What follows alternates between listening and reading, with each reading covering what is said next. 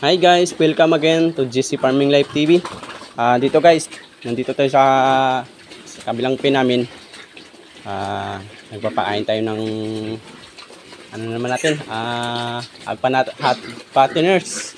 Katapos ko lang dun sa kabila. Dito na naman ako. Bali meron na ako ditong 15 heads na alaga din.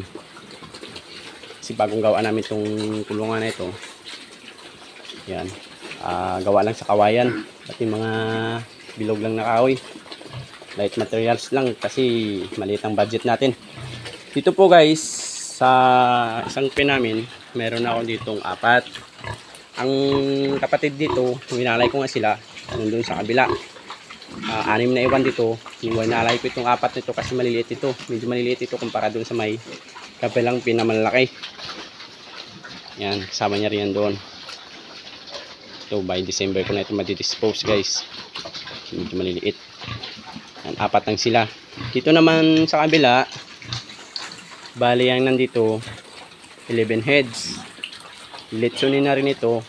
Meron ditong nabansot. Ito, 2 na ito. Yan. Natalo sa didi nung nakasalo pa sa inahin. So ang gagawin ko dito guys, ang magandang solusyon dito, iwawalay ko ng kulungan. Kaso hindi pa tapos ang aking kulungan, hanggang tambak pa lang ako. Ayan guys, yan aking gagawin kulungan para may walay ko rin maliliit kasi masikip na guys. Biruin mo ilan sila dito, 11. So yung malalaki 9, 2 maliit. So yung walay ko hindi na, masikip na rin talaga. Lakas na nila kumain. With feeding rin to guys.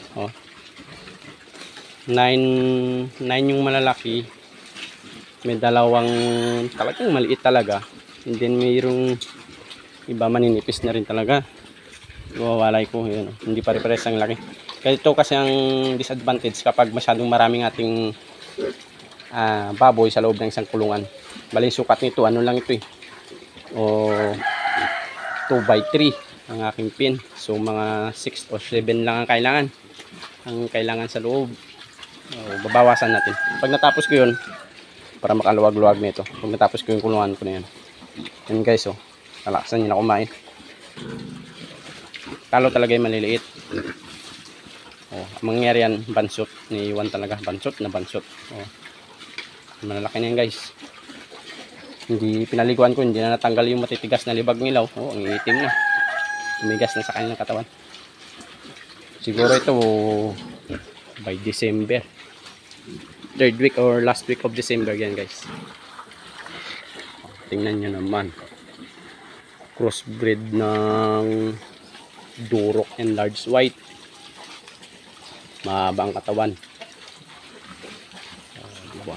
Ganun lang sa pag-aalaga ng baboy, tsaga-tsagaan lang. Dito naman wala namang easy money dito, lahat pinaghihirapan at pinagtsatsagaan.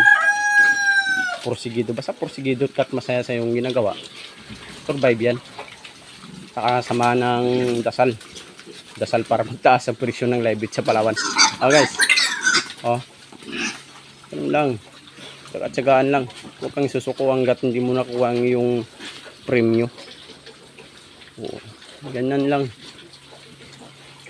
Ang pagod dyan lang yan, ipapahinga mo lang, mawawala yan. Again guys, thank you for watching. Ganun lang, pa-subscribe and like na rin. And alam yun happy farming for everyone. Bye bye.